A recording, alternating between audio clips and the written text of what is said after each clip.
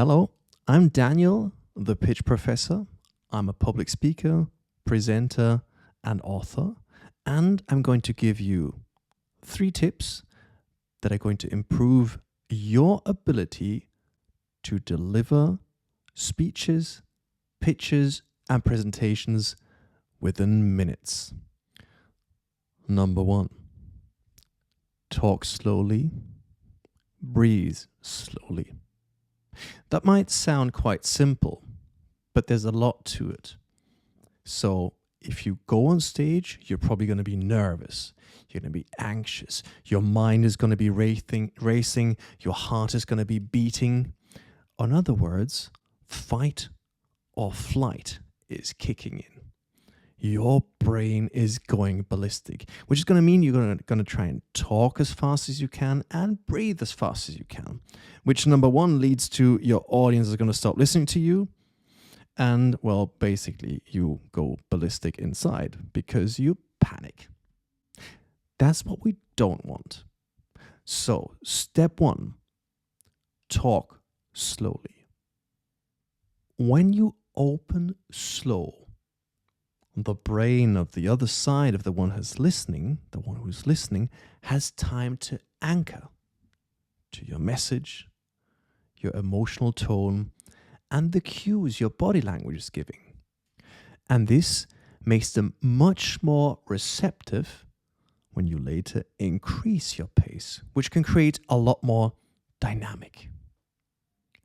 Now, let's move to the part with breathing slowly.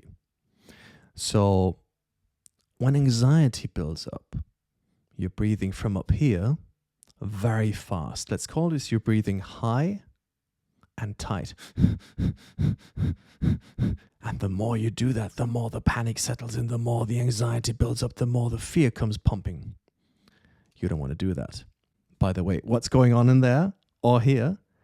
It's your sympathetic nerve system that's responsible for basically running away, being scared shitless, and feeling absolutely horrendously bad in your stomach area. You know that part where you think, oh my goodness, I'm getting sick. Here's the good news. The sympathetic nerve system has a brother or sister, whatever gender you prefer. And this is the parasympathetic nerve, the absolute polar opposite. This one only comes along when you're feeling safe. That happens in one peculiar moment. And that's actually when you go to sleep. There's something you can try out tonight. Right now, not now, but after the video. Lie on your back, put your hands on your lower belly, and shortly before you fall asleep, you're going to notice your belly's going to rise and fall, rise and fall. Rise and fall. That means you're about to go to sleep. And this is something from a historical point of view we've only done when we were in absolute safety. So this breathing technique tells your body, I'm safe. Now you're smart. You know what that means? That means as soon as you master that breathing technique, you can actively tell your body and your mind, I am safe. And we call that breathing into your lower body, your belly breathing. Your lower breathing, we can call it breathing low and slow.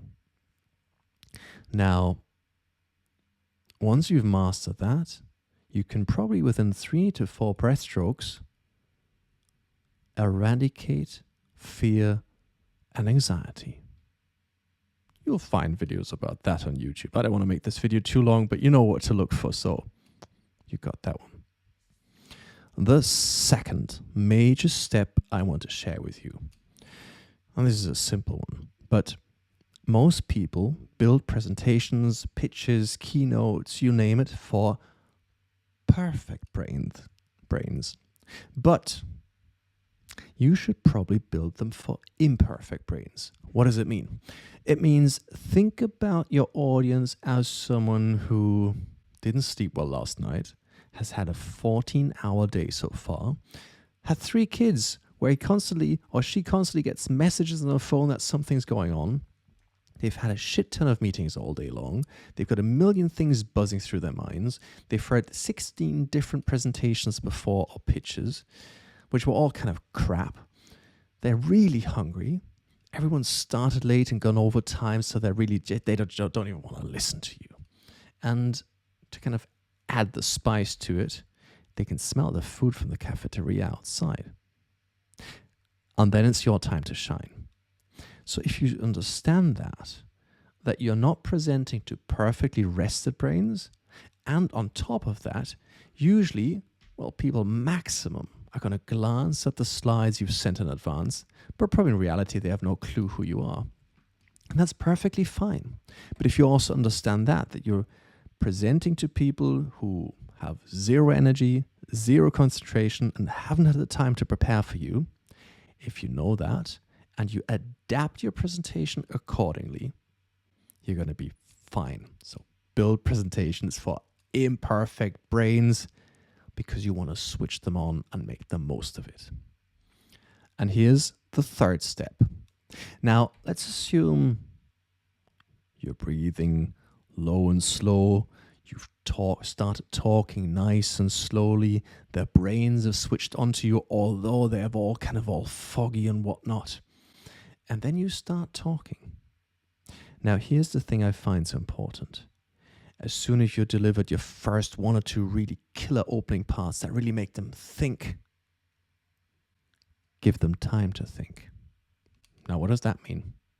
That means very often we'll say something incredibly smart, and then we continue on talking. But you got to think what's happening on the other side. If you really give them something really significantly life-changing, they're not going to go like, continue. But in fact, they're going to go like, oh, yeah, that's kind of smart. Yeah, okay, wow, no, that's not bad. Never thought of that. Or you'll tell them, I can cure cancer. And they go like, oh, fuck, damn, yeah, I wish I would have had that 3 years earlier. And yeah, or you say, we're raising 1.2 million for that. And they go, okay, well, okay. 1.2 million for 15% equity. Okay, so...